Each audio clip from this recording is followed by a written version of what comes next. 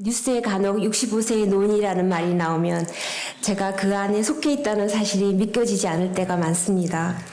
만약 하나님을 알지 못하고 살고 있다면 지금쯤 아마 인생 무상을 외치며 우울증에 한참 빠져 있을 것입니다. 하지만 하나님이 주신 영생의 소망을 갖고 있어서 비록 고난의 산들이 눈앞에 펼쳐질 때도 다시 용기를 낼 수 있습니다. 제가 하나님의 사랑을 알게 된 것은 캐나다에 계시는 이모가 한국으로 돌아와 우리 가족을 어느 성경 집회에 데리고 가면서였습니다. 첫 시간부터 난생 처음 듣는 성경 내용에 시간 가는 줄 모르고 들었고, 성경이 단군 신화와 같은 신화가 아니라 역사 자체 사실을 기록한 책이었습니다. 하나님이 살아계신다는 것을 인정하고 나니 나는 얼마나 큰 죄인인지 바로 지옥 갈 수밖에 없다는 두려움으로 온종일 가슴을 졸였습니다. 그런데 내가 받아야 할 죄의 대가를 예수님이 십자가에서 대신 죽으심으로 나의 모든 죄가 단번에 용서받았다는 걸 알게 되면서 마음속에 있던 모든 두려움이 사라졌습니다.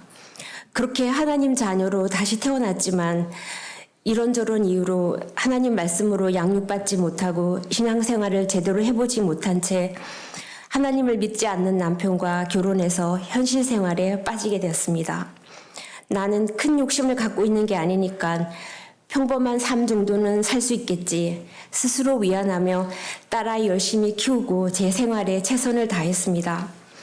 남편은 나와 같이 같은 목적을 가지고 같은 방향으로 가고 있으리라 믿고 있었는데 어느 날 남편과 불협화음이 생기고 서로 인생을 다르게 살아보자는 남편의 생각을 제 힘으로는 거부할 수 없는 일이 생겼습니다. 남편과 헤어지고 바이올린을 전공하던 딸이 미국으로 유학길에 오르면서 망망대해에 홀로 남겨진 듯한 힘든 시간이 시작되었습니다. 마음속에 살아계신 하나님께로 돌아가야 한다는 생각이 간절했지만 어디에서 하나님을 다시 만날 수 있는지 방법을 알 수가 없었습니다. 낯선 미국에서 가장 힘든 일이 건강 문제였는데 한국으로 돌아와 수술을 할 수밖에 없는 일이 생겼습니다.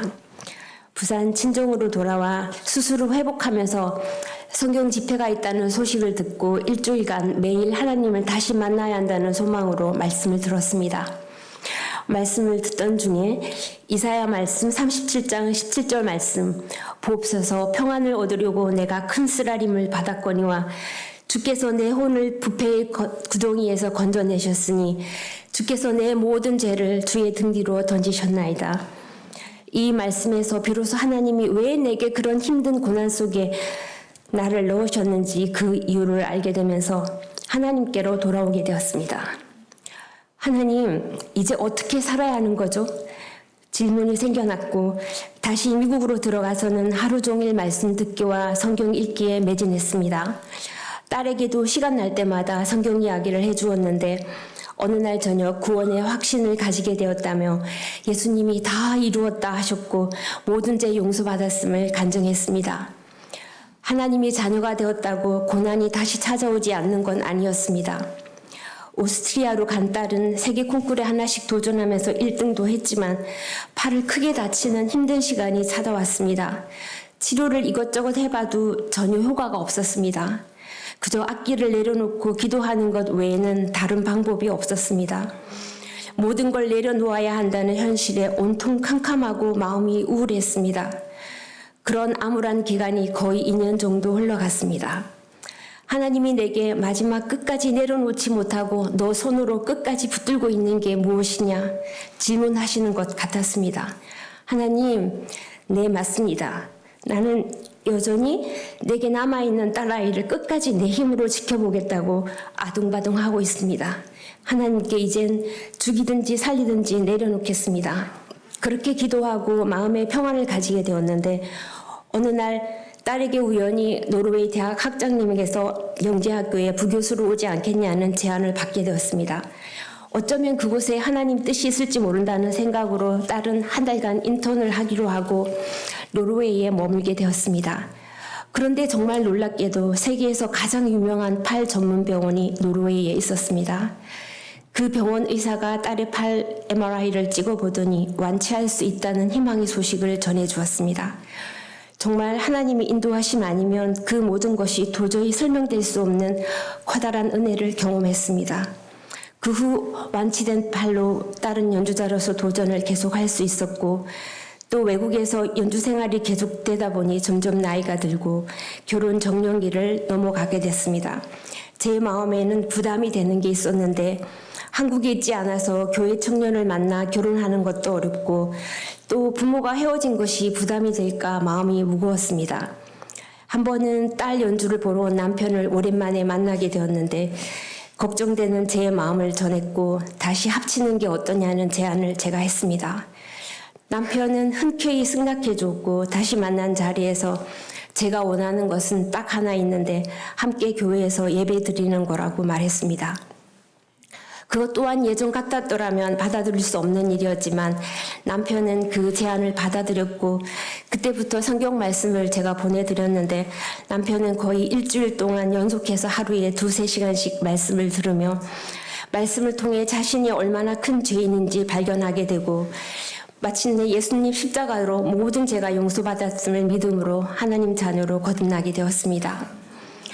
정말 길고도 긴 여정을 돌아 우리 가족이 인생의 삶 중 가장 큰 은혜를 받는 순간이었습니다. 각자의 삶에서 힘든 고난의 시간이 있었지만 비로소 하나님 앞에 하나가 되어 감사의 눈물을 흘렸습니다. 이렇듯 우리는 고난 속에 놓여 있으면 그때는 힘들고 어려워서 두려움과 눈물로 낙심할 때도 있지만, 하나님의 깊은 뜻을 바라보며 인내하고 기다릴 때 하나님이 주시는 깊은 은혜의 선물을 받게 되리라 믿습니다. 하나님이 괜히 고난을 주신 게 아닙니다. 이젠 고난을 통해 무엇을 우리에게 주시려는지 기다리고 기대하게 됩니다. 작은 선물은 작은 포장지에, 큰 선물은 큰 포장지에 쌓여오는 것처럼 어쩌면 큰 고난은 큰 은혜의 선물이 들어있다는 뜻이기도 합니다.